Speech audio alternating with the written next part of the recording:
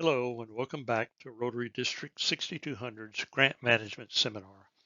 This is module number 3 and it covers district grants. It is the third of 3 videos in the Grant Management Seminar program.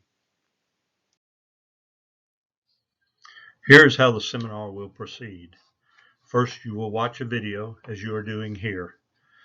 There are 3 videos in the Grant Management Seminar. After you watch a video, take the review quiz. You will need to use SurveyMonkey to take the quiz, and the link to SurveyMonkey is found in the district's website. After you have completed all 3 quizzes, email me at the address shown on the screen. Give me your name, the name of your club, and your club position for the coming Rotary year. This way, I will be able to give you and your club the proper credit for this training. Let's cover a few of the significant points regarding district grants. First, let's take a moment to review again what a club must do to be eligible to receive a district or global grant for the coming grant cycle. To become qualified for this grant cycle, your club must first agree to implement the club memorandum of understanding. Secondly, have at least 2 club members participate in the grant management seminar. And lastly, your club is encouraged to enter the club's Rotary Foundation giving goals in Rotary Club Central.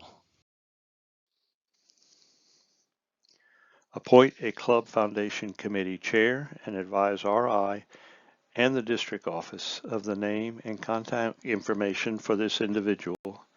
Be current as to Rotary International and District 6200 dues, and all previous district grant projects undertaken by the club have been successfully closed out. In contrast to global grants, district grants can fund small-scale, short-term activities that address needs in your community and communities abroad. You can use district grants to fund a variety of projects and activities. Districts receive these funds as a lump sum and then distribute it to their clubs. As a club, you have a lot of freedom to customize your service projects. There aren't many restrictions as long as your district grant supports the mission of Rotary. Remember that the mission is to enable Rotarians to achieve world understanding, goodwill, and peace through the improvement of health, the support of education, and the end of poverty. Districts may use up to 50% of their district designated funds for district grants. While districts aren't required to request the full 50% amount available, District 6200 normally does do so. Let's talk about District 6200's district grant projects. The maximum grant amount to be awarded will vary between clubs. As I will explain later, the amount is based on a number of factors. Unlike global grants, while District 6200 encourages district grants to be sustainable, it does not require them to be. Also, unlike global grants, clubs do not need to create a separate checking account for a district grant project. Youth service projects are potential district grants. For instance, the cost associated with an Interact activity would be a permissible project. Unlike global grants, construction projects are allowed. Brick and mortar projects are problematic to a global grant project due to issues such as building ownership during the lifetime of the project. This is not the case with district grants, as historically the projects have included construction of items such as park pavilions, school athletic facilities, and the like. Finally, partnerships among clubs are encouraged, as up to 4 clubs may participate in a partnership in a district grant. There are a few restrictions associated with district grants, and those are: first, a club is not eligible for a district grant in a coming grant cycle if its previous year's district grant is still open. A grant is open when a club has not filed a final report, or it filed a final report without the necessary supporting paperwork.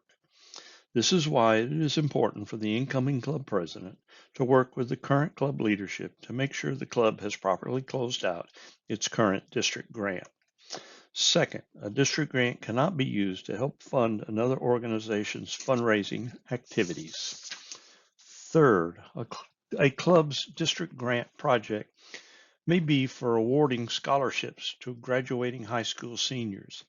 However, the scholarship award must be paid to the institution in which the student chooses to enroll to ensure that the funds are spent as intended.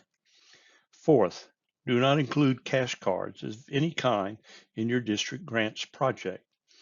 The purpose may be well intended, but there is no way to verify the funds are expended in the manner consistent with Rotary requirements.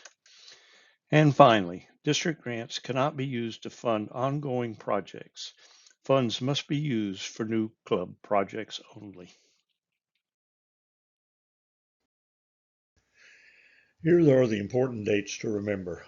March 15th, 2026, all 2025-26 district grant final reports from clubs are due. May 15th, 2026 is the deadline for the 26-27 grant applications. On July 1st, 2026, District 6200 block grant application will be submitted to the Rotary Foundation for approval so that funds to the clubs can be made available as soon as possible. March 15th, 2027 is the closeout date for the 26-27 grant. It is time to act. Make sure your club has closed out its current district grant. Get your club grant certification. Go to DACDB grant module and watch the tutorial and become familiar with the online process. And get your 26-27 grant application submitted by May 15th, 2026. As we have talked at the end of the previous videos, here are some resources to help you through the grant process.